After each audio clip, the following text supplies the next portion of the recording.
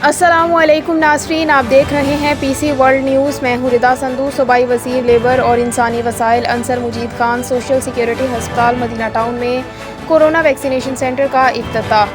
हमारे city reporter Abdul Hammad की तफसीलात के मुताबिक सूबाई वज़ीर लेबर और इंसानी वसाइल अंसर मुजीद खान सोशल सिक्योरिटी हस्पताल मदीना टाउन में कोरोना वैक्सीनेशन सेंटर का इफ्तिताह और शहरियों को वैक्सीन लगाने के अमल का जायज़ा ले रहे हैं। कमिश्नर साकिब मनान और डिप्टी कमिश्नर मोहम्मद अली मौजूद हैं।